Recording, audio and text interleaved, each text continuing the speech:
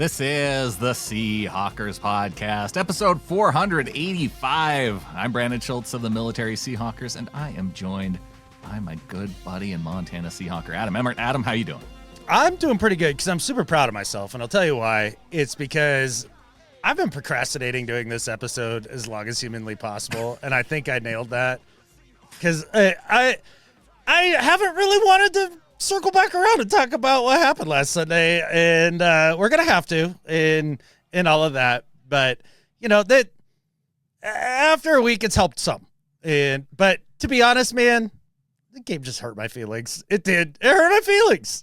I know what you mean, because as going into that game, I feel like you and I had both talked ourselves into this idea, like what we were about to see against the Rams, like we were going to see a continuation of what we had seen the prior weeks. And yes, you know, we'd seen the quarterback turn it over a couple times, never really hurt the team, but we had seen this defense be dominant. We'd seen, you know, the offense be able to be dominant and put up points, and when they weren't, the defense was backing them up. And so having that expectation, like this would be the time. They're going on the road, yes, but they're a dominant team on the road facing the Rams.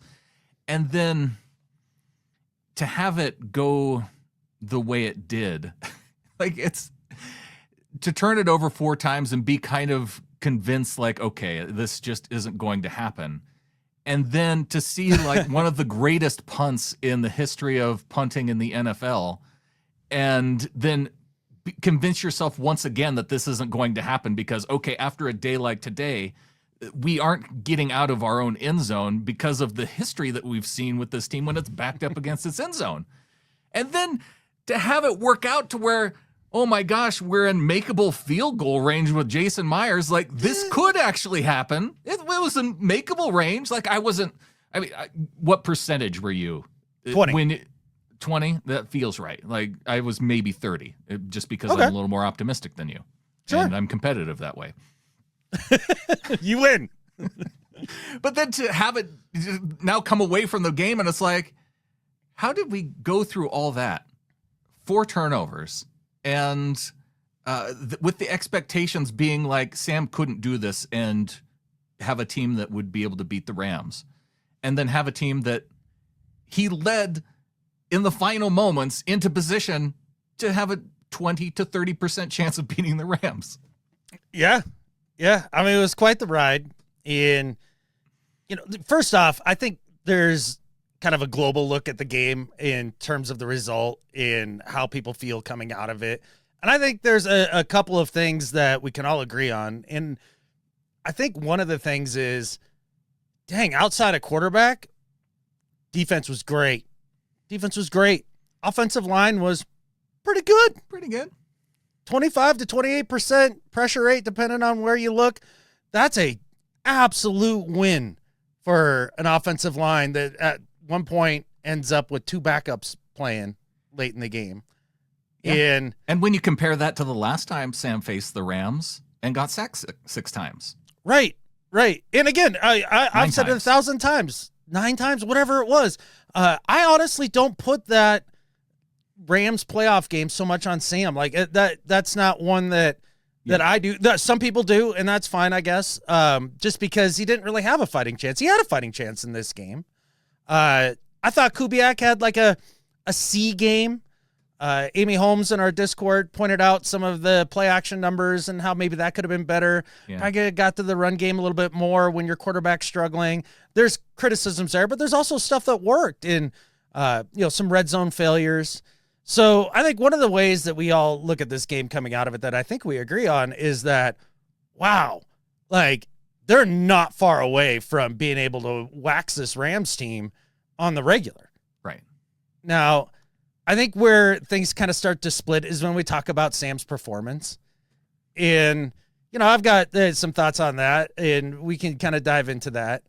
But to kind of just give you a starting point, it felt like a bait and switch. It felt like a freaking bait and switch. Like, I was doubting Darnold, like, before, you know, right when he got signed and all that. Didn't like it. And then he comes in and he plays, you know, pretty well in the 2 big game losses this season, but doesn't quite get there. It's like, okay, but like I can see where we're going. Plays A football in a lot of games against mediocre to bad teams. And it's like, wow, okay. Like, you can't deny what he's been doing. And so it's like, all right, I was a doubting Darnold coming into this. Like, but I'm going to give you the benefit of the doubt going to this game. I'm going to put my hopes into it and all that. And then it gets pulled out from underneath of you in a really, really catastrophic way. I think the thing that has bothered me the most in the days since is some of the excuse making of it too. And I thought about saving this for Do Better, but I knew I couldn't make it that long. All right. Well, because when you have a 4-interception game, like it's really bad. And then to hear some people come out and say, well, you know, there's other quarterbacks that have had 4-interception games. I mean, Tom Brady's had 4-interception games. We've had other Hall of Fame quarterbacks who have had 4-interception games. Shoot, you know, we saw Russell Wilson in an NFC Championship game throw 4 interceptions. And it was thinking about that last part of Russ throwing 4 interceptions in an NFC Championship game that I think, well, okay. He threw touchdowns in that game too, though. I remember that. He did throw touchdowns in that game. Oh, and he did bring us back to actually get the victory at the end. And so that's why I think as a Seahawks fan who has lived through recent quarterback success with Russell Wilson, like we remember those moments when our team was down and our quarterback was leading the team down the field.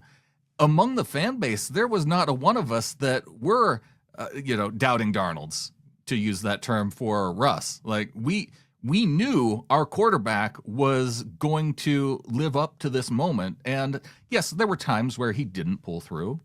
Of course. There were a lot of times, a lot more times that he did. And so the excuse making part of it is, and to compare it to, like Tom Brady, like, okay, if I didn't go back and watch his 4-interception games. Like, were they ones where he hit the receivers in the hands and they bounced up in the air like Russ did with Jermaine Kearse a couple times? Like, were they those kind of 4-interception games?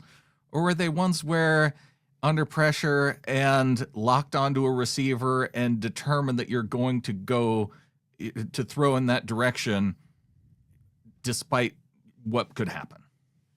For sure. And not all interceptions are made the same.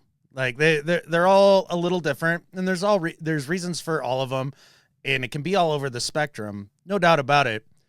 But the excuse making part, I think that's really what stuck in my craw early in this week, and I was honestly kind of pissed off about it because this game pissed me off. It hurt my feelings, pissed me off. Well, when you ramp yourself up to be like, this is going to happen, we're finally going to do it. That's going to be against the Rams. It's going to be glorious. We're going to take control of the division, and it's going to be because Sam Darnold is the opposite of the dude that maybe we thought we were getting. And we knew that he was good. He could throw the football. Like we knew he was good, but could he be that guy to beat the Rams? And yeah, I had convinced myself that he was. Be the guy to beat the Rams. Be the guy that can consistently, because you said, Russ didn't always come through, which is totally true. But he came through like 2/3 of the time. The Niners, I know that much. Well, there you go. And on top of that, then you look at his predecessor or the guy that takes his job. Yeah. The successor. There it is. Not predecessor, successor. And, and Geno, and he led the league in fourth quarter comebacks in a year or two there when he was with the Seahawks. And you're like, okay, I can see the clutch gene there. I can also see some of the times that he didn't come through or cost us a game. And so one of the things I really wanted to be sure that we did when we talked about this, a few days after, because post-game right after, it's going to feel a little more visceral, right, in all of that. Are we being fair with our take on Sam Darnold here now a few days after, or inconsistent, or are we just being like, I didn't like this guy coming in, so screw this guy, and being inconsistent? Because honestly, that's as bad as making excuses, and I hate that. So I'll ask you a question, Brandon. A quick trivia here. You said people making excuses. Sam threw 4 picks. Well, Tom Brady threw 4 picks. Like, okay, That's nice. How many times did Geno Smith throw 4 interceptions? I knew the guy who had to be ran out of town because he turned the ball over too much. He did once. Yeah, is that your final answer? I think during his time in Seattle or in his career? In his time in Seattle. Yeah, once. It's 3. It's 0 times. Oh, was it 3? How many times is he throwing 3 interceptions? Was that the one? Once. He's thrown 3 interceptions once. Yeah. And it came against the Rams last year, about the same time of year when you're looking into it and you're going, I think that was the day that I was done with Geno. And it might have been. It might have been. So I went back and I watched those 3 picks to see, like, what's the context here? Oh, yeah. First one hit JSN's right in the hands, bounces off, intercepted. Not Geno's fault. Fine. Okay. Second pick looks a lot like Sam's first pick, only it's in the red zone. Gets late pressure, fades backwards for like no reason and throws it right to a dude for literally no reason. Horrendous. Horrendous. Cannot throw that football. Can't do it. It's on first down, too, which was even more egregious while you're down in the red zone. And we both said that. Cannot throw that football. That's completely on Geno. Third pick was late in the game. It was intended for A.J. Barner. He was coming behind the line of scrimmage to, like, mimic a wham block. Oh, yeah. Was supposed to, like, leak out as a little screen. Geno gets more than immediate pressure. Like, I mean, it can't get there any faster. And the lineman holds A.J. Barner, so he can't turn around to present himself for the football. But Geno, in a panic, seeing the back of his nameplate, throws it to him anyway. I remember that one. And it's a pick, and it kills that drive. And we both looked at that in that moment and said, look, I can understand what happened here, but that is on Geno Smith, and you cannot throw that football, and Geno Smith cost us this game. Even though he drove us down in the fourth quarter, tied it up with a touchdown, then took us down in overtime and got us within field goal range, and the offense crapped the bed on 3rd and 1/2 and then 4th and 1, and then lost the game. So, like, even put us in winning position twice or, like, got us back into the game. That game was still on Geno Smith. It's almost like these two quarterbacks are very similar, but okay. So in that same game, was that also the one where he tried to thread it into Tyler Lockett double coverage and it should have been intercepted but wasn't? Because I feel like there was a potential fourth one. I don't remember that.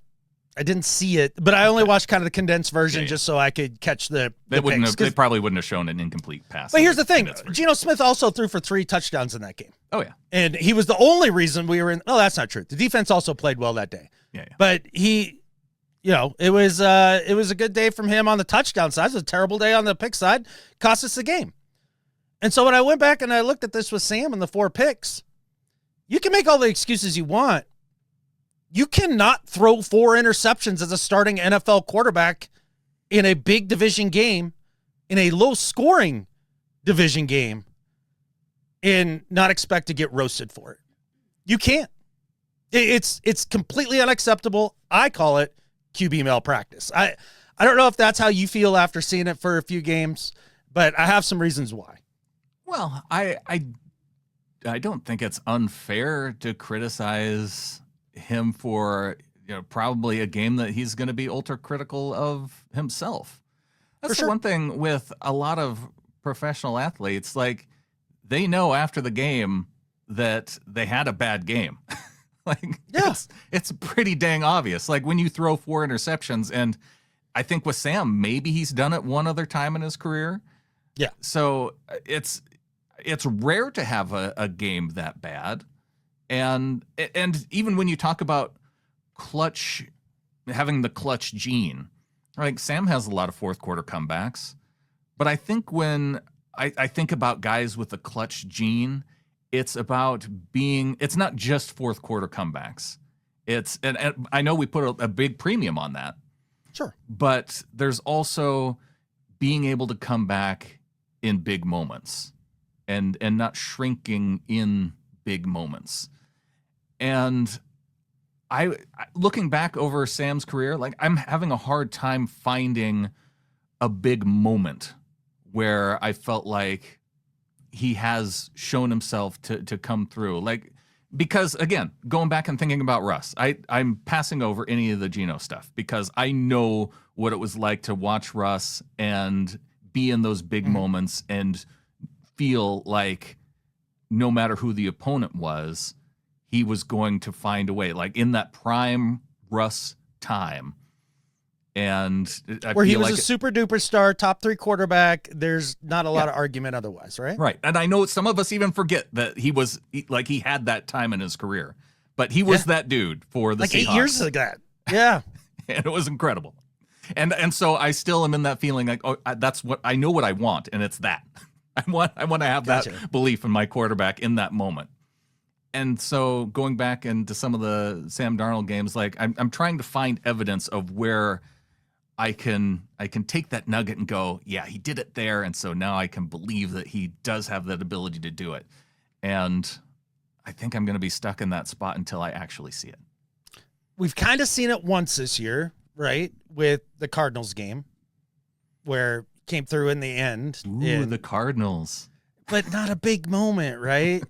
And then we can go through the list. So kind of to start, before maybe we go through all of it, I think what it boils down to me for Sam in this game, ultimately, well, or we'll say that to the end. Let's go through the list because you're saying you're looking for big moments, right? Yeah.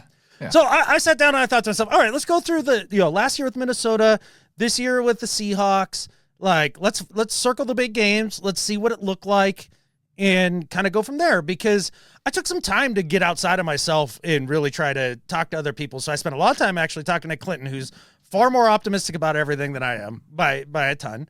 And so that was on purpose.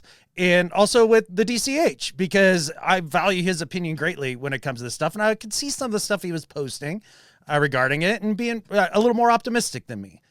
And so I gave him a list more optimistic people than you. Yeah, which that's not exactly hard to find, but just wanted to listen and kind of bounce some of my ideas off and make sure that I'm being fair here. So I went through and I wrote down what I believed were all the big games, and they wanted to add 2 that I don't believe belong, but we're going to leave them on there because they happen to be wins for Sam. Okay. These are big games for Sam Darnold. And from Minnesota time to today, right? So if you go through the list, the first 2 are actually the first 2 that I'd leave off the list because they're right at the beginning of the year. And the first one was against the Niners, and they beat them, and they beat them pretty handily. The Niners finished 4th in their division. They were a last place team. They had high expectations, though. Great. Tough for me to call that a big game. Did they have Christian McCaffrey in the lineup? Yeah, I think so. Or not, or he didn't. I don't know. I don't really care. I just like that wasn't a good football team that year, because both DCH and Doug kept saying, well, he's won big games in the past, and started pointing a couple out. And I was like, yeah, okay, is that a big game? So we had San Francisco. The next one was against Houston, so a non-NFC team that did manage to make the playoffs, but was so bad they were basically one and done, I believe, and they fired their OC, and everybody's talking about how Stroud's broken. Tough for me to count that as a big game. But both those fellas did, so put it on the list. So San Francisco, Houston in week 3, Green Bay in week 4. Okay. They beat Green Bay again. Week divisional 4, matchup, but divisional. Good team. A playoff team. Playoff team. Yep, a playoff team. Because to me, it's got to kind of be after like week 4, 5, 6, like middle to the end of the season where the pressure's higher. Like, to me, that's a big game, but apparently not to others. So we added Green Bay in there. Great. Detroit, week 7. Then you got LA Rams, week 8. Seattle, week 16. I was back and forth whether or not that's a big game. We were not a playoff team, but we were damn near a playoff team. We were in the playoff hunt at that point. So let's call it a big game. And plus, we're Seahawks homers. So, yeah, we were good. We'll put them in. Green Bay, week 17. Detroit, week 18. Rams in the playoffs. It kind of hurts my heart to put that in as a big game, though. I hear you. Rams in the playoffs, San Francisco week 1 this year, Tampa Bay week 5, and last week. Okay. His record in those games, Brandon, even adding the couple in here that were dubs for him that I don't think really should count, but they are 5-7. He's under 500. I was guessing 5. In those games. But here's the dagger. He has 13 turnovers in those 12 games. 13 turnovers. That's kind of been his average, though, so far this season, though, too. This is what I'm getting at. Like, now that's 3 fumbles lost along with 10 picks. I didn't even count the fumbles that hit the ground that were recovered because there was like another 4 of those that the team recovered themselves. And that's where it all comes down to for me. So for people to point and say, well, in the past, he's come through in big games. They've been the lowest of the big games. And when the pressure is ratcheted up towards the end of the season, it's looked really bad. And then this was a massive pressure game. And I could handle him going out there and throwing like 2 picks. And maybe we still lose by 2, right? Oh, well, and one of them was one that bounced off somebody's hands, and one was a bad decision.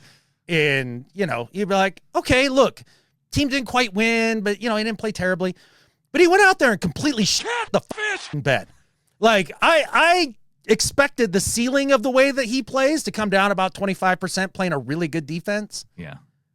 But I didn't expect the floor to drop out the way that it did. It was a bottom 10 game of his entire career. In one of the biggest moments in his entire career to this point. Yeah. And a lot of people can gloss over that. To me, that's, again, QB malpractice.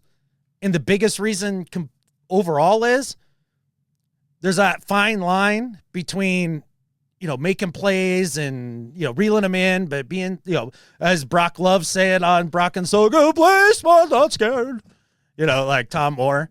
I have no idea what you're talking about. So Tom Moore, when he's with the Colts, the offensive coordinator, would always tell Brock and the backups and Peyton and everybody, just be like, when they're riding the roller coaster a little bit, you play smart, not scared. Like, you play smart, not scared. Okay. Smart, not scared. So, and we could talk more about that fine line because I feel like I know where that line is in this game and how we could maybe get Sam past it. But he didn't do it. He didn't. And that's just the truth of it. And all 4 picks were 1,000% on him. Here's where I do have some optimism, though. And so where I can find agreement with a lot of Seahawks fans that still come out of this game with optimism is that as bad as a game he had, and again, it kind of, I make the connection with Russ in a way with that NFC Championship game against the Packers. Like, as terrible as that game was going, like, Sam, he did put, when you talk about big moments, like that moment being backed up on the 1-yard line and having to try to find a way to get into field goal position with only 1 timeout. It's a big moment. And so why? It's because like, did it just pop out of nowhere? Why were we in a big moment? Well, we were in a big moment because he created the freaking mess. Well, he and then like almost brings us back, and I'm supposed to give him like loads of credit for that. Like, I don't know about loads of credit, but I think it's enough credit to where it gives you optimism because he could have done what we have seen Seahawks quarterbacks, what we've seen other quarterbacks do in those moments, and he could have thrown a 5th pick, right? Like if he would have thrown a 5th pick in that moment, would you have been shocked? Like going into that drive, did you give Jason Myers a higher percentage at 20% of making that field goal, or a higher percentage that Sam would throw a pick to end that football game? That's an interesting question. Yeah, I think I probably would go with Sam throwing another pick. Yeah. And he didn't do it. He actually drove the team down the field. And so I'm saying if that's the optimism that I take away, that he had that, because it could have been such a blowout that moment didn't exist. And so he was put into a big moment, pressure situation. And he was almost there. Man, oh man. If we could have, I don't know, shown a little bit more urgency, maybe we get another play to that final drive. There was, I know that there was a catch in there that probably could have happened. And it could have gotten us down the field a little bit quicker. So, there a lot of what ifs, but I think, but still, that was the one thing that I was missing too, going back and looking at some of those big games, quote unquote big games. the number of big moments.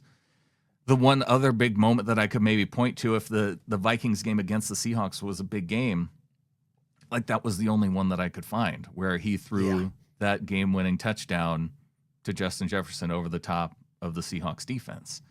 Because in those wins against Green Bay, they were up 2 touchdowns or more going into the fourth quarter. That doesn't get you to that big fourth quarter moment where the pressure is even higher. Now, credit to him that he had gotten through that game to, put up enough points to where it was out of reach in the fourth quarter.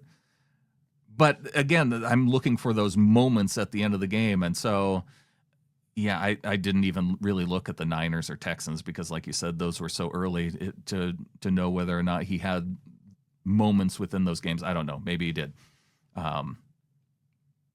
That's where I come out on it. I put it to you like this. Russell Wilson had a absolutely trash game in the NFC Championship game and made a couple clutch throws at the end and came up with the win. But he still had a trash game. It was a terrible game.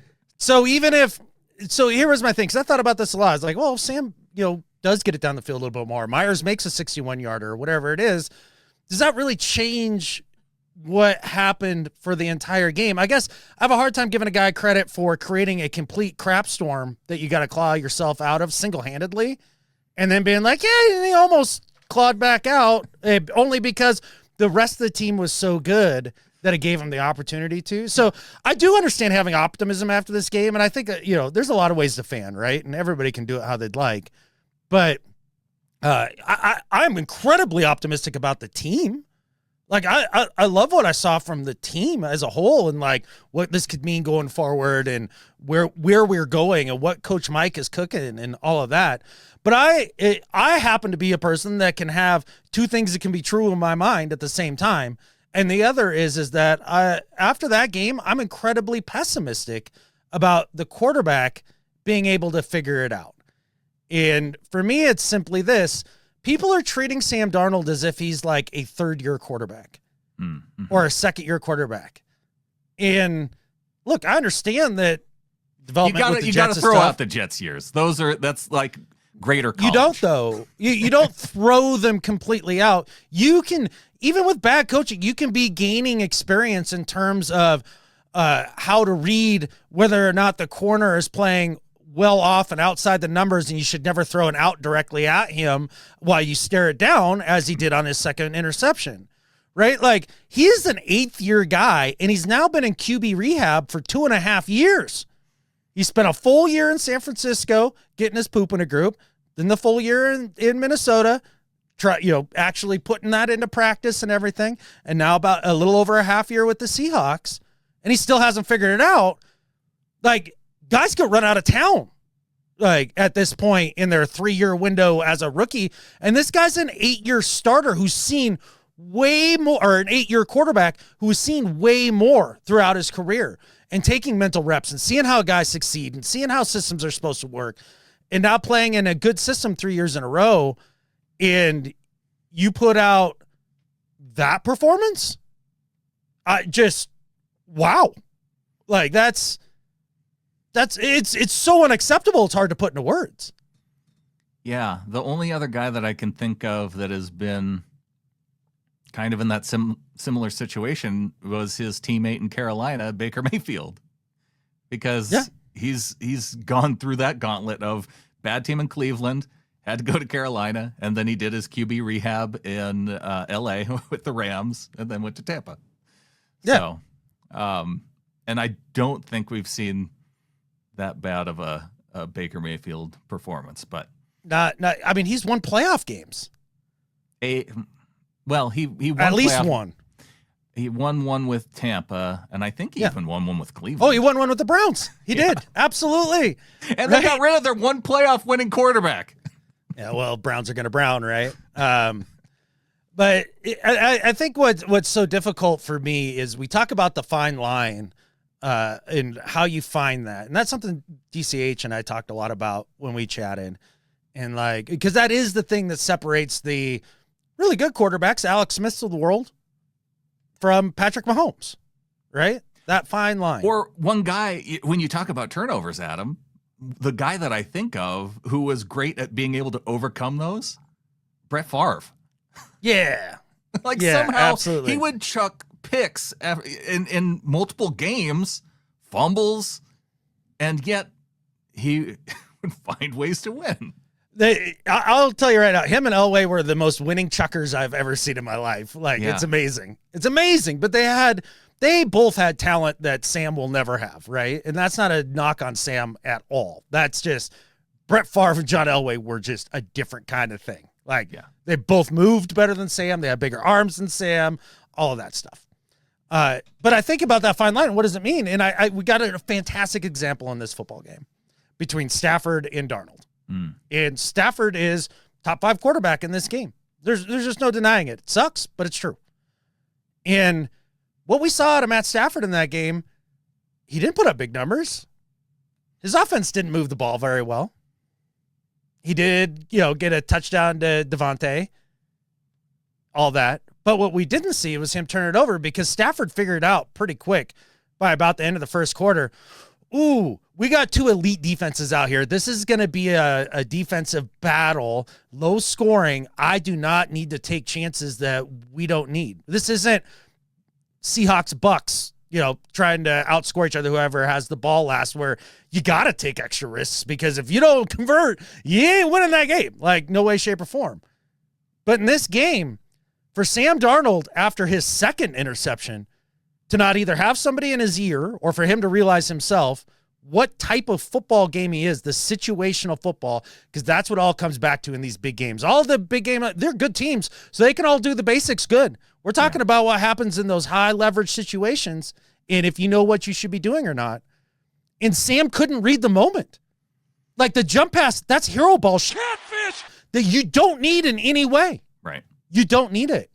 And so when I really look back on it, the fact that he stared down his receivers, didn't read the coverage pre-snap on a lot of these, that people are blaming Arroyo for his route when he's still double covered. And he got some backup from Greg Olsen, though, on the TV broadcast.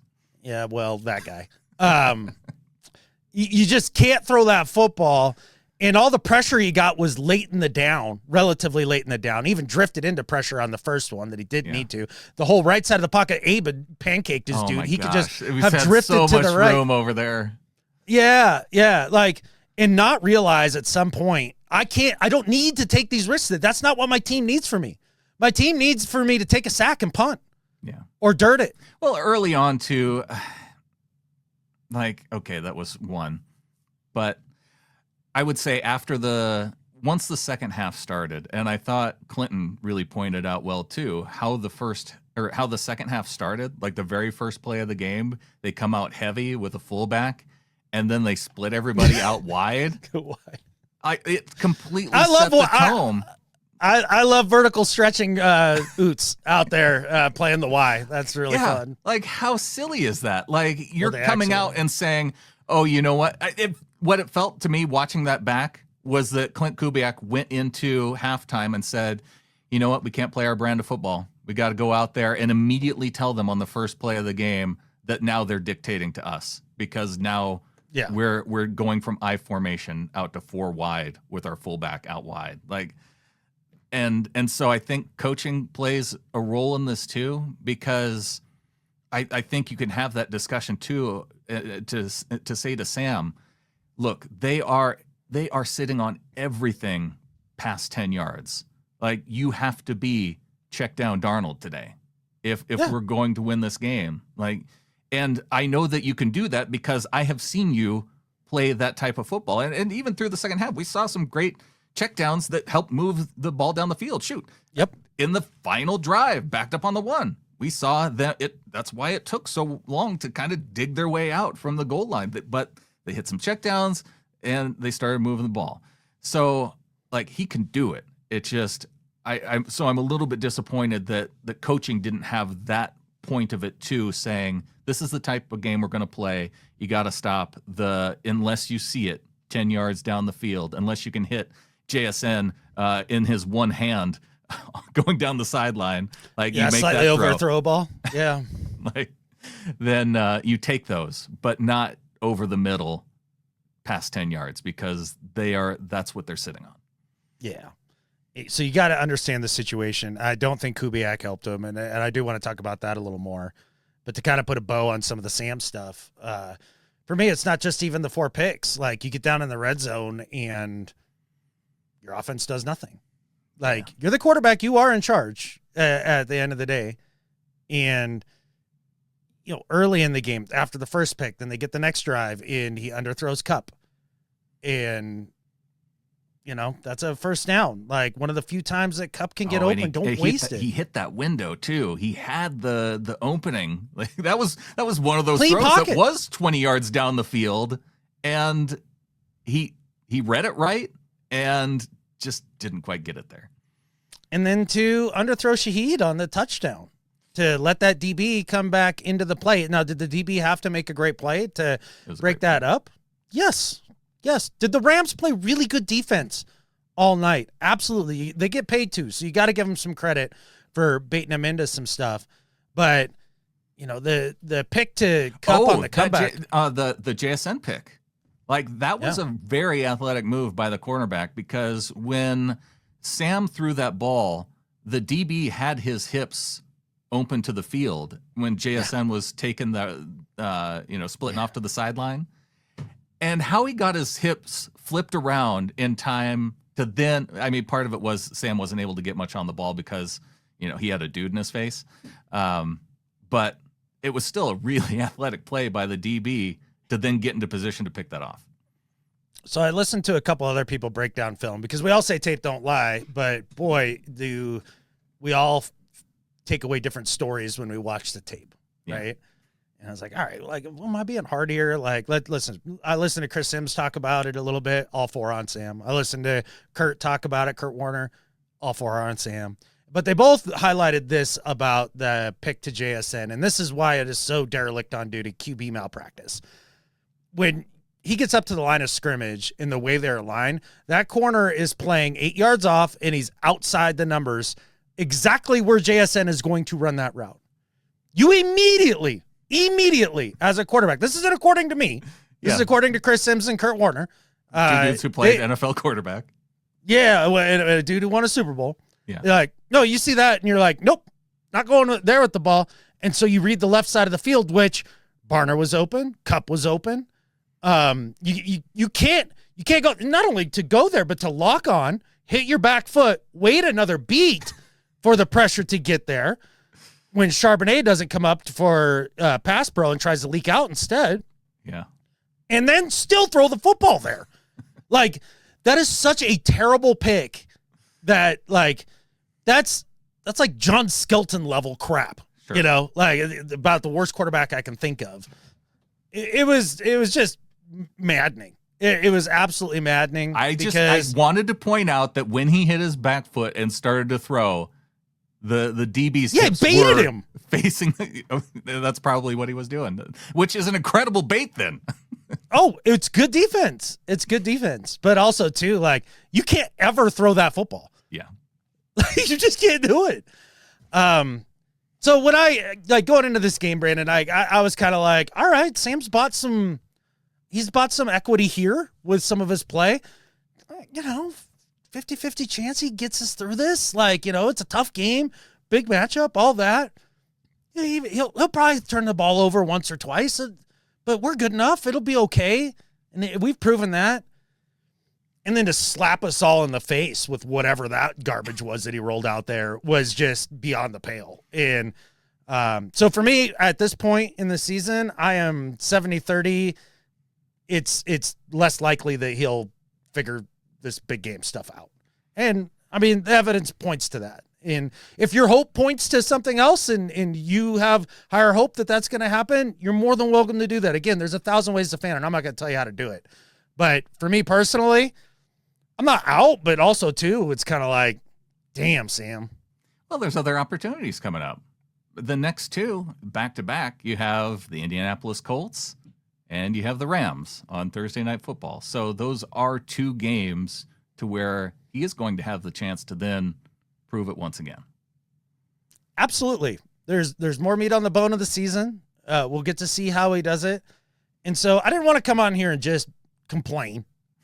So what are solutions here? And I think number one, you pointed out some of the Kubiak stuff in this game, and I couldn't agree more. Like, they played a lot of dime in this game, the Rams, in light boxes, we're not under center, we're in the gun, we're spreading guys out 5 wide. And I understand that empty is our next best formation statistically behind 12 personnel. Like, I get that.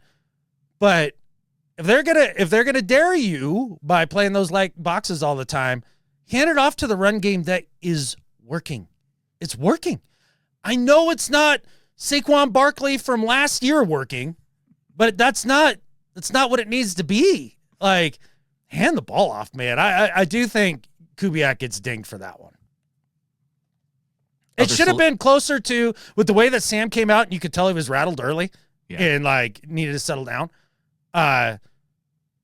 You, as an offensive coordinator, your run pass ratio should look a lot closer to what it did just the game previous. Yeah. Yep. Have one of those drives where you go, you know what? We're just handing the ball off this whole drive. That's just going to be what we do until you settle down. Yeah, exactly. If you're going to start bringing guys in the box, great. Then we're going to play action, and we're going to create the simpler, wide open, more NFL wide open looks that Darnold really does thrive at. But tight man-to-man and drop back, that's never been his game. Why are we making him do that? Right. Is he flipping the plays to that at the line of scrimmage? We don't know. It's hard to say. Yeah, that would be tough to say. But, all right. So solutions. You got more? Just solutions here for these big games coming up. You're never going to take all the turnovers out of Sam Darnold. You're just not going to do it. Like, he's going to be a bit of a turnover machine. Like, it's just, he's been that his entire football life. He was that at USC. He was that with the Jets. He was that with the Panthers. He was that when he was at practice with the 49ers. I have no evidence of that, but I'm just going to tell you it's true. You believe it. And he was that with the Vikings at the end of the day in these big moments as well. We read off the numbers earlier, and he's been that this year with the Seahawks. So to try to get the best out of him, like the very first pick, he kind of drifts into pressure a little bit. By the time he lets go of the ball and the play's out of rhythm, everything's screwed up. His shoulders are parallel to the line of scrimmage, which that's not an ideal throwing position. Like, you don't have to be a quarterback guru to know that. And he's pigeon-toed. He's literally standing pigeon-toed, like falling backwards, and lets go of that ball. Like, look, you're not Mahomes, you're not Allen, you're not Lamar. There's only 3 or 4 guys in the world that are, right? That's not where you live. That's not what you do great at. What you do great at is being in rhythm, on time, playing smart football. That's when you are really thriving. So you got to give him like something to be like, okay, what is the quick decision here about, do I throw this or not throw this? Like, make it in his mind so that you're not always taking away his creativity, but enough to like be like, oh no, this is one. Yeah. And I think it's got to be when you're completely out of whack and the play is completely out of whack. 2 out of 15 times you might pull one of these things off, right? You know, Josh Allen pulls it off 13 out of 15 times because he's Josh Allen. Congratulations to him.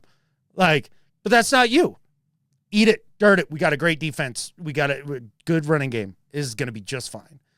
And so just like when you are completely out of whack, just eat it. The play's dead.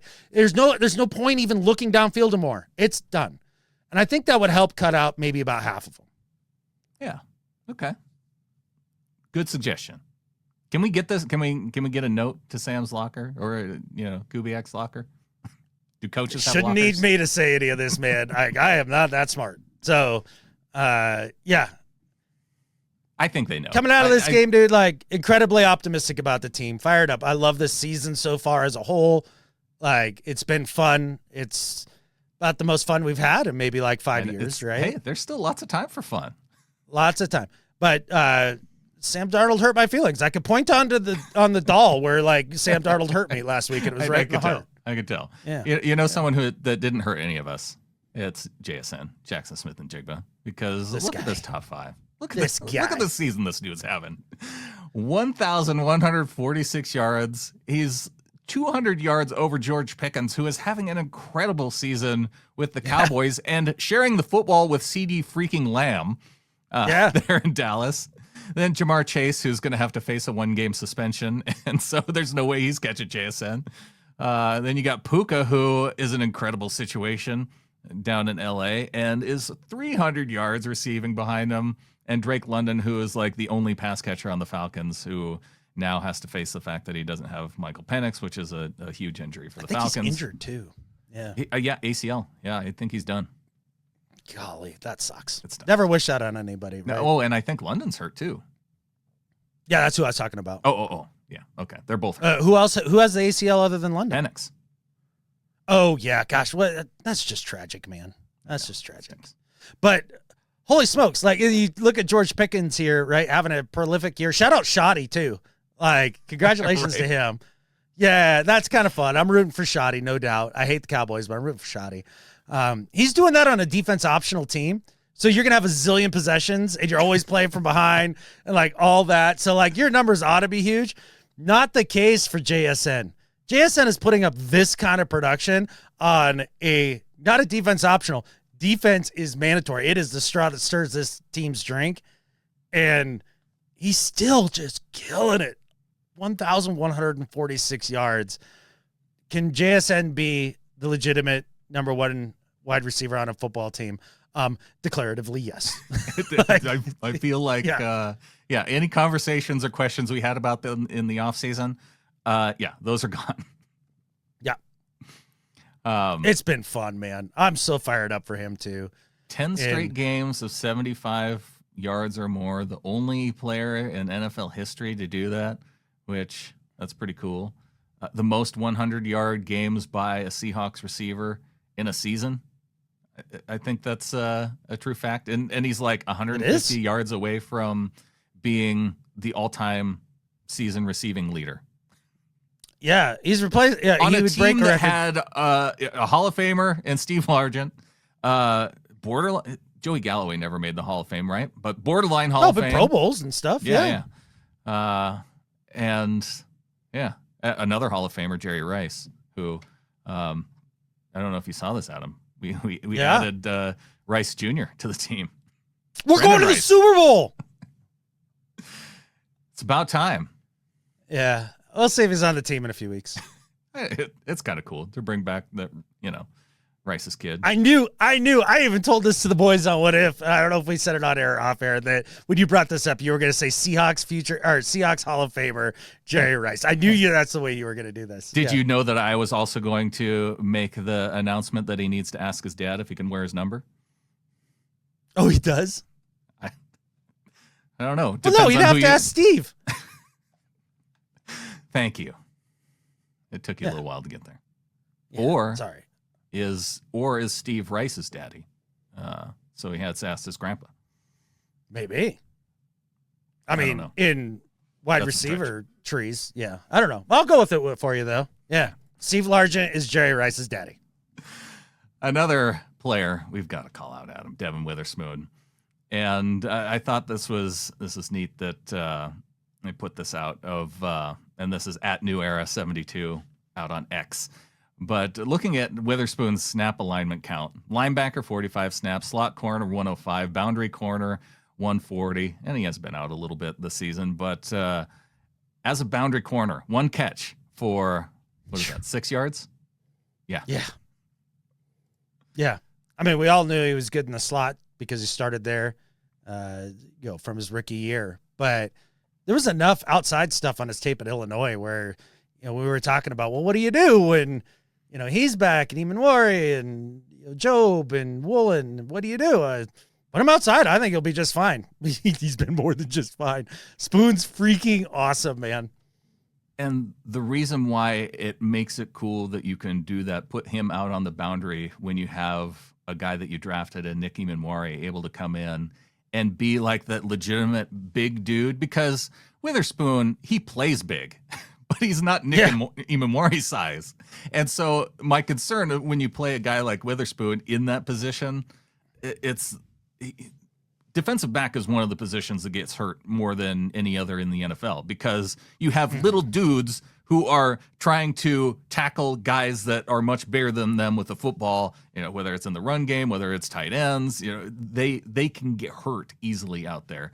And So if it feels like, oh man, I love seeing those big plays by Witherspoon where he's making the hits, man, if he has taken a dude playing on the boundary and just taking one of the receivers out of the game, like and being like that Sherman type of dude, I will take that too. And I think that Witherspoon will take it because those guys also get paid well.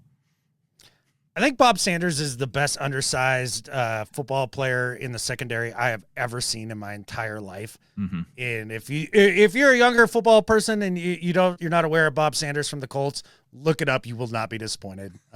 Brett Coleman actually did a great breakdown on his channel, so check that out.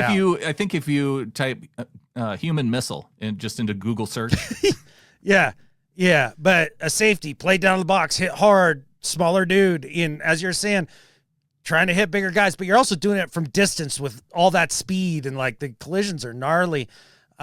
His career was relatively short, and I don't want that to happen to Spoon.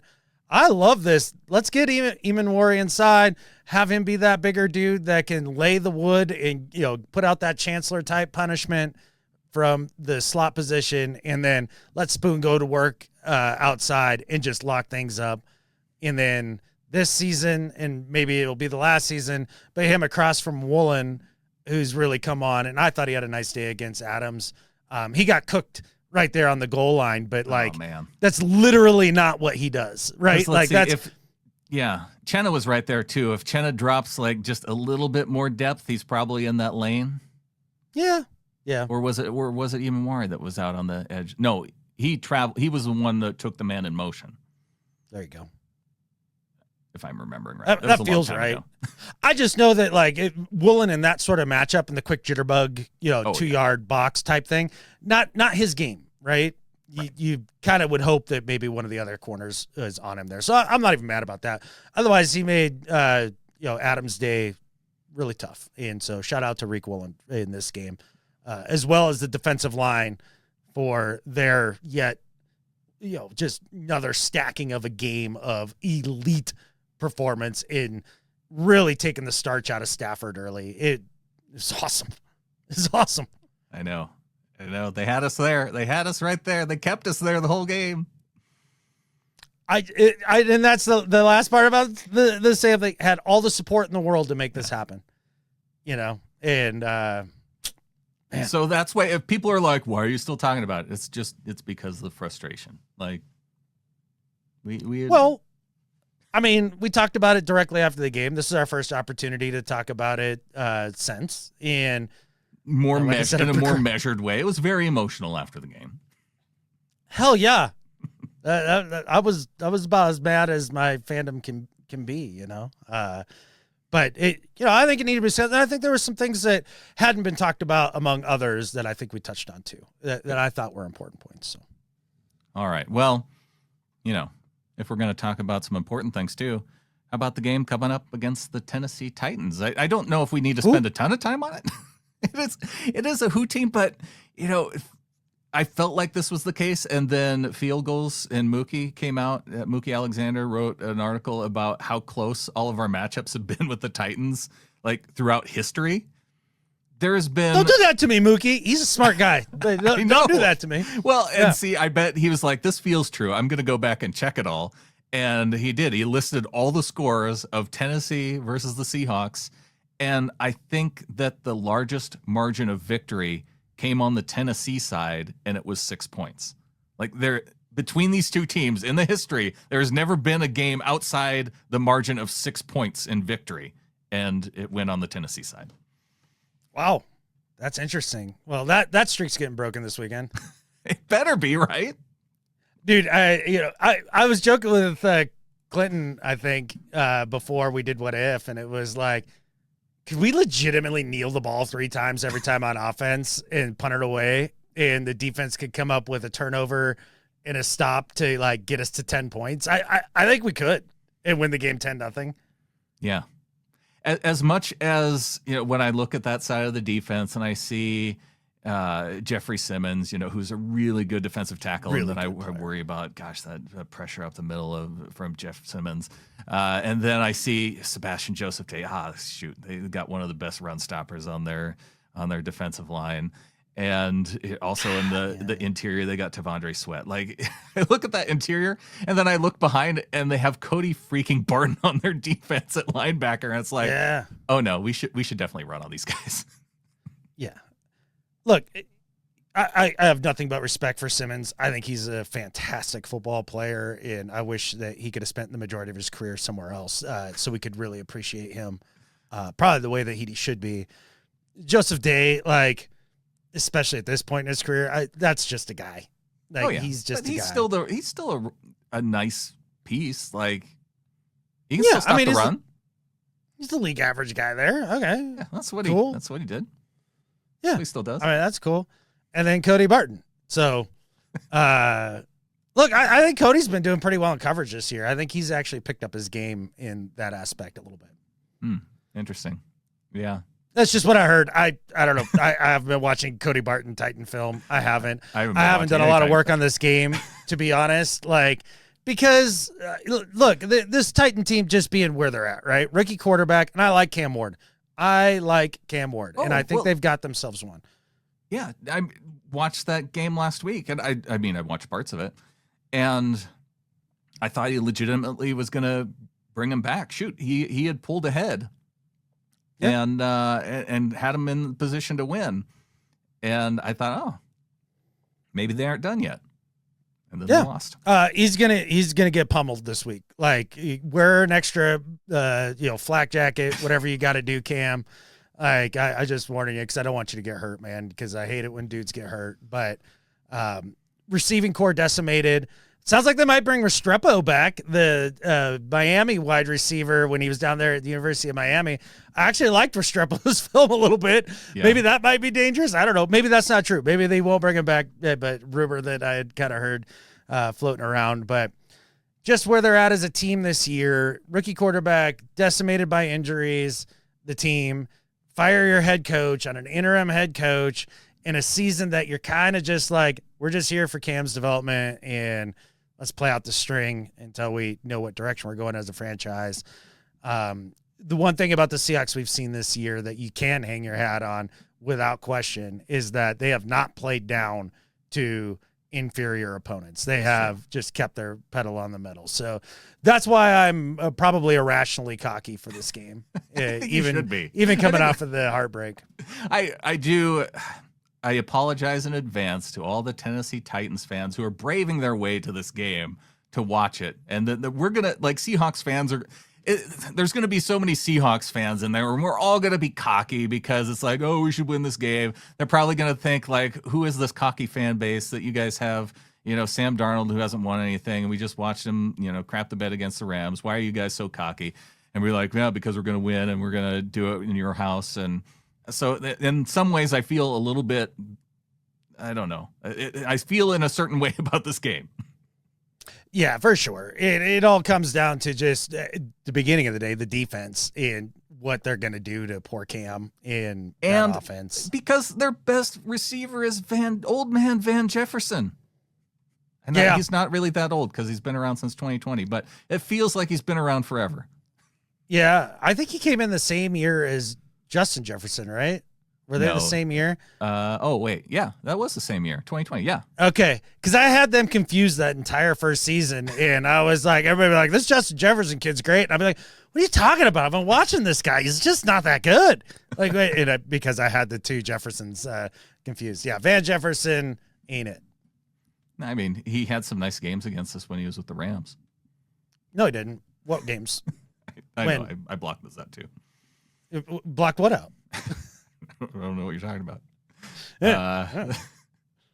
So coming up against the Tennessee Titans, this is gonna be fun. I'm glad, man. Could there not be like a better opponent to like wash out the disgusting taste of the Rams game? Like the fact that we had travel planned for this, and we get to go on the road and be in a cool city that we've never been in before, and against an opponent like that we should finally get that 6-score. Or 6-point game in our favor, plus then some.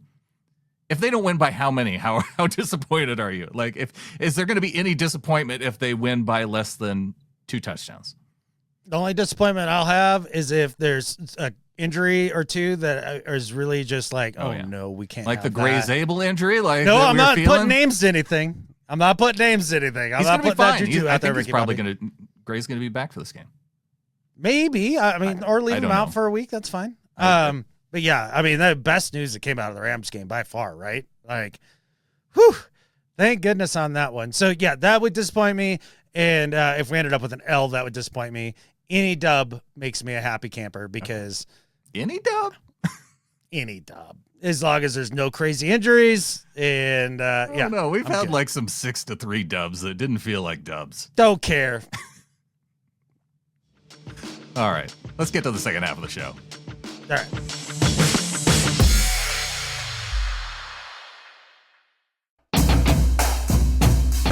Getting into the second half of the show, and Adam, there was one thing that I meant to bring up in the first half, that there's one play out of this game against the Rams that I feel like should have gotten way more attention, and that was JSN's Derrick Henry stiff arm along the sideline as he caught the short pass and ran for, 10 and 11 yard gain, and he absolutely trucked the Rams defender on his way on the sideline. And there's even some great photos that demonstrate just how close it was to a Derrick Henry style stiff arm.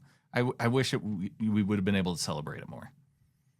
Yeah, no kidding, man. That he gave that dude the business out there. It was great. Yeah, it's just a stiffy now, from JSN. That was great. I loved it. So that was the one disappointment that we didn't get to have that more. Also saw that we get some Kenny Easley commemorative stamps on the helmets to honor Easley through the rest of the season, and that's pretty. That's cool. Awesome. More than deserved. And we've talked about Easley a few times on the last couple shows, with his passing and everything. And it's gonna be a bummer all year, I think. I think so too. But it's not going to be a bummer as we go on the road. And for those of you who are not members of the flock, I know that in the Discord, we've been sharing some of the travel plans of what we're going to do. I know Saturday night we're getting together with the Seahawkers, and they have a big Saturday evening party in Nashville. It'll be fun to get together. And then I think there's another tailgate that the Seahawkers are a part of. So going to be doing that Sunday morning. The only thing that we haven't quite hammered out, but I know because Clinton is already on location in Nashville, he's scouting out, the potential of Dave & Buster's Sunday night evening, because we got a big game. What are you shaking your head for? I can tell you right now, there's a 0% chance I'm going to Dave & Buster's on a Sunday after a full travel day Friday. Yeah. Saturday, social all day. Not all Sunday, day. social We can be chill for most all of in the day. morning. And then a football game after that. And then you guys want to go out again. I told you all when we were talking about this weeks ago. I was like, why can't we just chill for a minute? This is a vacation, yeah? We don't have to plan every second of every day into some big social calendar thing. I can tell you that'll be too much for me. Okay. Well, it's if you do want any last minute updates, we will be putting them out through the Discord. GetInTheFlock.com. We'll post the updates there. We'll see. Maybe Clinton and I can talk Adam into it. Maybe it'll just be me and Clinton. But it might be. This Tampa Rams game coming up, it's back-to-back games of the week for the Rams. Yeah. Yeah. I wish Tampa wasn't quite as injured. Do they get Bucky Irving back by then? Because that's going to be big for them. He's back. Yeah. I'm not up on my Bucks news, but they still played the Bills really close up until the final moments, and that was a shootout style game. Yeah, really good football team. Go Bucks. Bucky's not going to be back anytime soon. Oh, really? Okay, I thought I heard some scuttlebutt about that, but apparently not. Bummer. Just in the one news headline that I read, just as I searched. So don't hold me to that one news report. Okay, fair enough. We can get things wrong every now and then, right? I suppose. Yeah. Well, those people who help support us, even when we are wrong, Adam, it's our executive producers, DCH. We've got Ryan Peterson, our YouTube live executive producer, and we've got Brian Shaw And then coming in this week, we've got Corey Jeppesen in at $3 a month. Welcome to the flock to Corey. What up, Corey? Just love having you come in here, and welcome to the Discord, because the $3 and above gets you into the Discord. Since it took us a while to get to this pod because I procrastinated off because I was too hurt. You weren't the only one procrastinating. It's all my fault. And blame can be shared. But the discussion had gone on in the Discord like all week, and it was great. So I hope you get in there and enjoy that, my man, because it's where it's at. And that was, I think, one of the coolest things about the Discord is like everybody shared their perspectives, but nobody was a moron for having their opinion, which, that's always nice when you can have those types of conversations where, you respect, everybody, but I don't know, maybe Bloomy's opinion on things. Just on Zabel. I love Bloomy's opinions on most things, to be honest, but the Zabel thing. But the good news is in the Discord is that I don't think there was anybody in the Discord that was saying, Sam will 1,000% figure this out. And I don't think there's anybody in the Discord saying there's a 1,000% chance he won't. And I think those are really the only two opinions that really aren't all that valid, to have that sort of certainty one way or the other. And so it was all over the spectrum. And I like that. And I like that as a group in our little flock, we allow fans to fan however they fan, right? Because I have heard a lot of, finger wagging from some 12s to others about their perspective after that game. And I don't think anybody gets to have that authority. So, I think that's correct. And I also want to recognize El Moore for coming in at $5 a month. Welcome to the flock to El Moore and Adam. I set up a thing too so I can get notified, and I see that Ryan Wag came in via YouTube and is a new member. So welcome to the flock to Ryan D. Wag. So to El and to Ryan, that's awesome. No finger wagging from them. I appreciate them already. The one that surprises me is the idea that any kind of fan reaction is detrimental to players' development. I just have a hard time. I've been kind of hearing this since the offseason. Yeah. Just any idea that we need to be sensitive toward players and what they might see in the media, because these are very mentally strong people. Like, you have to be incredibly strong-willed to be a professional athlete, for one. Like, you have to be the things that you have to watch, what you eat. Like, yeah, even some of these big guys, they're there because they're eating, that's good weight that they put on. And they're not eating cake and ice cream and donuts to put on that weight. They're eating like chicken and broccoli. And it's really hard to eat that way and be a professional and put in the work and do all the weightlifting. It's like, if they had any kind of mental fragility that they worried about what fans thought of them and their development, that's why as hard as you might be on Sam, if he were to turn on this program, Adam, he might not be happy with you, but he's not going to go into the game thinking, oh, I can't throw this next football into double coverage because of what Adam might say. For real. As a professional player, if the fans are the ones that are getting you out of your game, then you're not a professional player. You know what I mean? You wouldn't have made it this far. You would have washed out in college, because college fans are just as hard, if not worse. And if you somehow snuck through, then you don't belong in the league. And this bollocks that, from fans, that you can't criticize the players on the team. If Sam turned on this podcast this week, I promise you, there is no world in which anything I said was any worse or harder than what he heard behind closed doors in his position group meetings, and when he got with the OC and Kubiak. I know I've brought these guys up a few times, but the O-line committee pod with those two boys there, Jeremiah Cyrils and Alex Boone, two former NFL offensive linemen, and Chris Mackey, who's in media, and they do this pod together. It's great. But listening to them talk about the chatter behind the scenes that goes on between coaches and players and the expectations and all of that, hearing that, I'm like, oh gosh, I play patty cakes with people's players' feelings on this podcast because they're so much harsher, and the reality is 20 times harsher than I think most fans realize, like, in just how cutthroat it is. So the idea that we can't talk one way or another about players without hurting their feelings so much it's detrimental to their performance, that's a take you can have. It's wrong, but you can have it. Well, one opinion I know that I would feel strongly about if it came in and it was detrimental to my mental health, it would be the Bard, John Davison. For sure. Because he has been with us since the beginning. He's coming in with an email saying, "Hi, fellas. Well, we win as a team and we lose as a team, so there are no recriminations coming from me. There is no grief coming from this side of the pond for offenses, quarterbacks, kickers, or O-line, but we were so close to winning this one. It was live on Sky, so I got to watch it. What I hope it was a learning curve to the return leg in a few weeks' time when we can get it back by beating them. The division will still be up for grabs. Once again, I repeat that I am not getting carried away, and there is still a step to take to beating the very best in the NFL. Next year is something I am very much looking forward to. Go Hawks," from the Bard.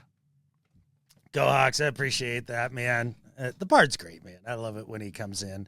And I think ultimately we're all kind of in that same boat, right? Like the disappointment's there, all that, but excitement level's still up, and we'll see how it goes. You know, the one thing, he did bring up the O-line in there, and when you fall into the excuses thing that you were talking about earlier, I've heard them get scapegoated a number of times for this game, and it's just like, just not true, people. Just not true. It wasn't a perfect game, but my goodness, like...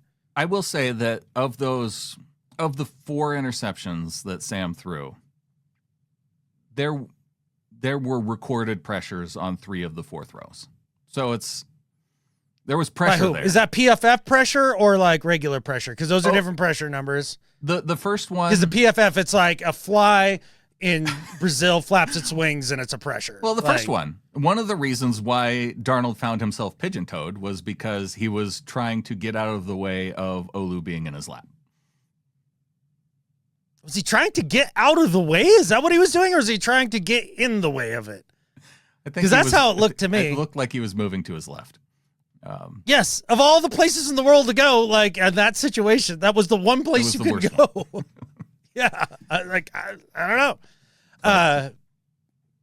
Yeah. And then, yeah, I mean, then obviously there was he held it too long, as you pointed out, the one to JSN, where it was stunting through the gap where, whether or not that block was supposed to get passed off, whether or not Charbonnet was supposed to be there to pick that up.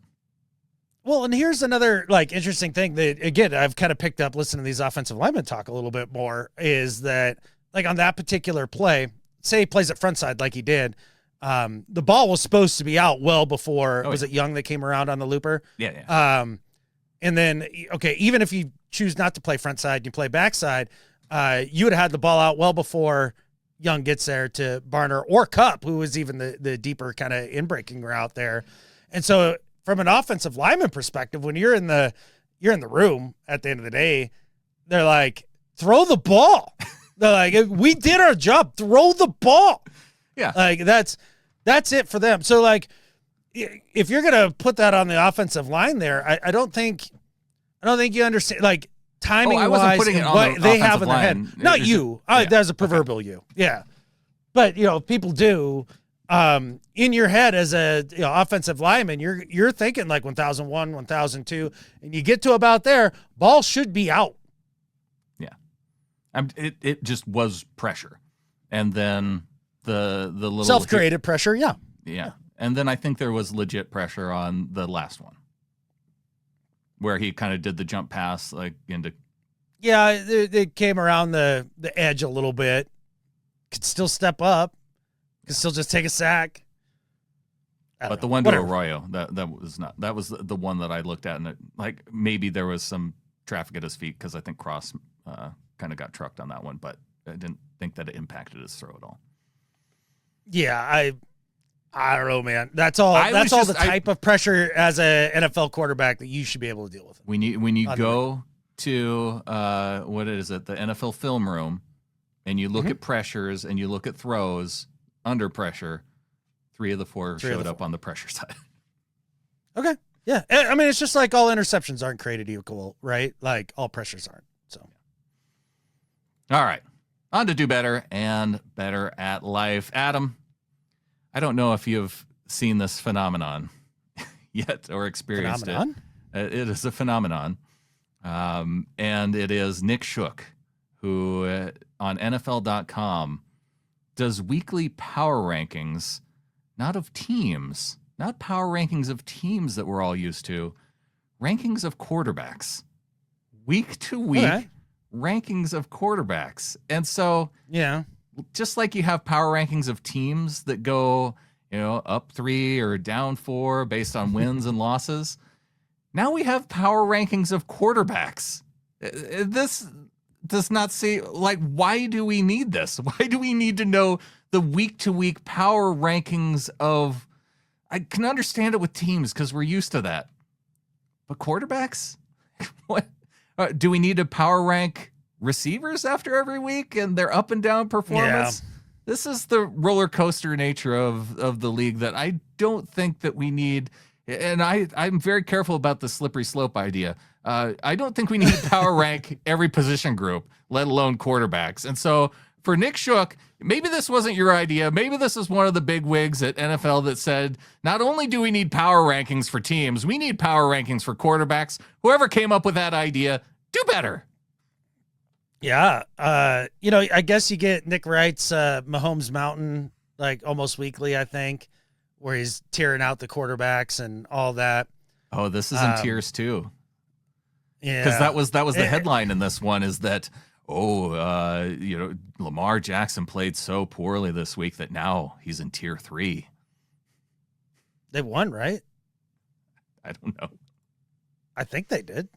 I think he had 3 fumbles. He had some interceptions. He had some fumbles. It was a bad game by Lamar. Okay, that's fine. Yeah, I do feel like that gets a little weird and roller coaster. Oh, no, that's on the season has 3 interceptions. That's his total stats. It doesn't say. It doesn't even give you context under his name. Okay, Lamar Jackson's stat line lied to us in Week 11. His interceptions were a result of bad luck deflections. He looked largely powerless for most of the Ravens' win over the Browns and their menacing defense. I don't know. That's all the context I get. Myles Garrett, good. Browns, bad. They win. I don't know how that ranks out in terms of quarterback rankings because I frankly don't care because the roller coaster of that I think is pretty gross. I think if you were going to do it and for it to feel legit, maybe quarter poll, every 4 to 5 weeks. Game to game. Just to kind of so you can watch the trend of guys because, some guys start out hot and then tail off or start out slow and get hot and maybe that would be useful. But, yeah, I think I'm good on that.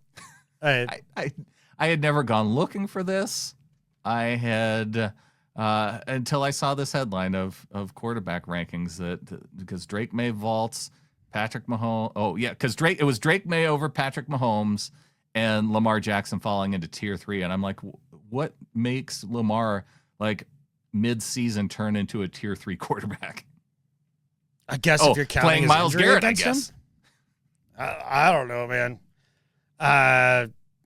There's no planet in which Lamar Jackson is a tier 3 quarterback. Not one. I don't get it. It'd be like if you put Mahomes in there right now. Like, he didn't have a great game against the Broncos. Okay. He's still Patrick freaking Mahomes. He's real damn good. Yeah, well, he dropped 3 spots, Adam, to number 5. So now he is at the bottom end of tier 1. Like, if he has another bad game, he might go to tier 2. Oh, my goodness. He's in danger of falling out of Shook's tiers. And then he's going to be in a tier with Sam Darnold. And we can't have Sam Darnold and Patrick Mahomes in the same tier. Oh, man. Unless Sam has such a great game this week that then he vaults Patrick Mahomes into the top tier as a tier 1 quarterback after a win over the Titans. Who do the Chiefs have this week? Oh, I don't know. I don't know, but if it's a tough team, while we're fantasizing over how Mahomes is going to fall, I just think Sam's going to have a huge bounce back game in this game. So, what you just talked about, like that could literally come to be. They play the Colts, so maybe it could happen. Mahomes a bad time against the Colts defense? Yeah. Well, that'll be a day when Sam Darnold vaults Patrick Mahomes in a QB power ranking that nobody gives a flying whatever about. It'll be great. Speaking of things that we shouldn't give a flying whatever about, that leads me into my do better, Brandon. This comes from The Guardian there over in the UK. And when I saw this headline, I was just beside myself. London woman shocked by a 150-pound fine for pouring coffee down a street drain. So what? I was like, what? There's got to be more to this story. Like, there's like how, like, but she must have poured like, an industrial grade size, like vat of coffee, like out into the street and like made somebody mad or something. Yeah. But no, Brandon. I'm going to butcher this poor lady's name, but I think it's Burku Yasilyurt, was standing on the street, waiting for a bus, drinking a little bit of coffee. Bus pulls up, and she's just got a little pinger left back in the cup there. And so she thought she was doing the right thing by just emptying her reusable cup. So not even using like trash or anything like that, right? Like trying to be real smart and conscientious about everything she's doing. Like pours that little bit of coffee down the drain. But according to the article here, moments later, was confronted by 3 enforcement officials near her Richmond station. And they handed her a notice. And I said, I noticed my bus was approaching, so I poured the leftover bit. It wasn't much, just a tiny little bit. As soon as I turned around, 3 men, enforcement officers, were chasing me, and they stopped me immediately. I thought it was about the bus. I had no clue pouring liquid into a drain was illegal. It was quite a shock. I couldn't believe this crap when I saw it. Like, the environmental damage of half an ounce of catfish coffee being poured down a storm drain. What in the world are we talking about? And they were like, yep, this is legit. This is something that you get a fine for here in the UK. You cannot pour your coffee down the storm drain. It reminds me of the McDonald's drive-thru in frickin' Kellogg, Idaho, where the owners of that particular McDonald's must have some personal affront if you like pour out a little bit of your drink like out in the parking lot. Yeah. Like there's signs everywhere. Like they just get so mad about it. Like they probably give you a 250-pound fine for this. But I can't believe this is a law. She had to pay 150 freaking pounds for pouring out the liquid instead of taking the liquid in the cup or pouring just the liquid straight into a trash can that now makes the garbage bag full of liquid for the poor bastard to pour liquid into a trash can. Yeah, you don't do that. That's jerk. Like you can't do that. So to whoever in Parliament made up this rule, I don't know exactly how laws are passed over there on the island, man. You guys got to do better. Like that's stupid. Well, the thing is, we've all been in that position before to where we've had some kind of liquid in a cup. And yes, either maybe you can't take it on a bus. Maybe maybe it's gone cold and you're just, this is now the time to get rid of it. And you go, oh, well, plants could use water or some kind of liquid. Maybe there's this drain here. If I were to pour it into a drain of a drinking fountain, how is it different than pouring it into a storm drain that who knows what's on those streets that's getting washed in there when it rains? It's worse than a little bit of coffee. It's worse than a little coffee.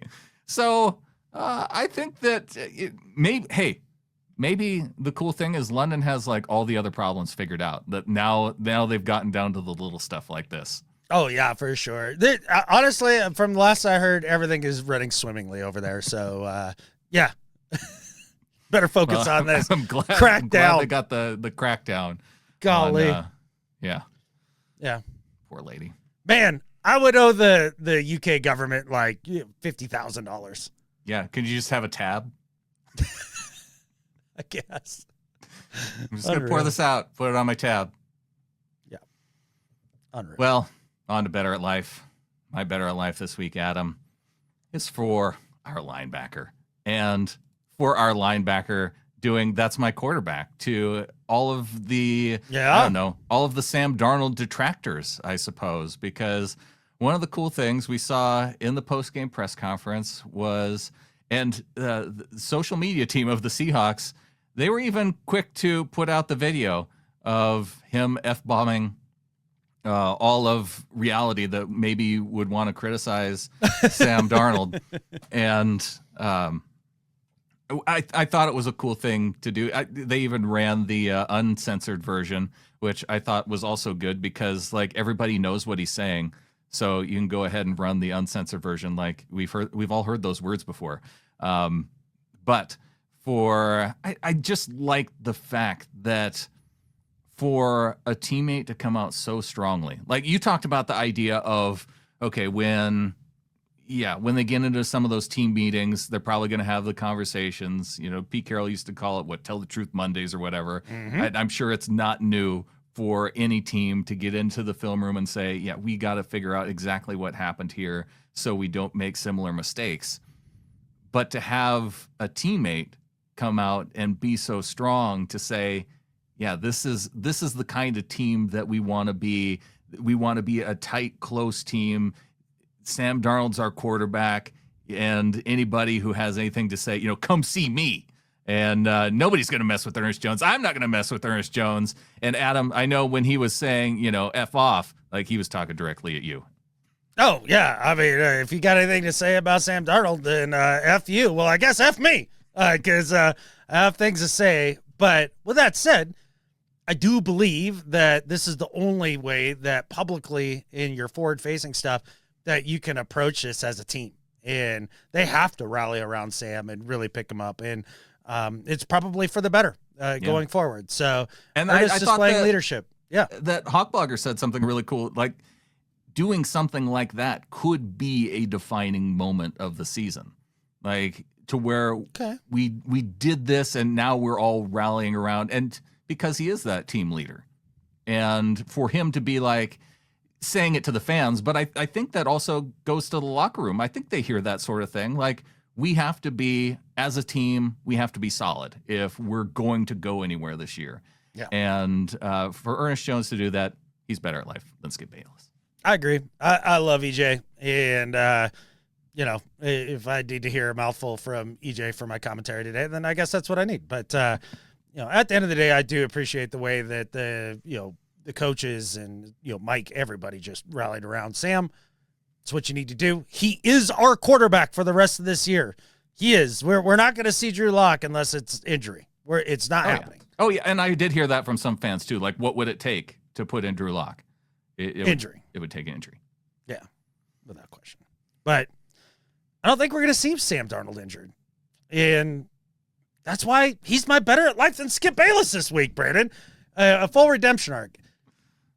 As mad as I am at him for what he did on the field on Sunday. Yeah. I do appreciate him coming to the podium and just being like, yep, all me. And that was brave. He took it on the chin. He went through it, not around it, as Coach Mike always talks about. And that's an honorable thing. And that really does help your teammates come out and defend you publicly like EJ does when he comes out and says that, right? Yeah. Huge move, classy move.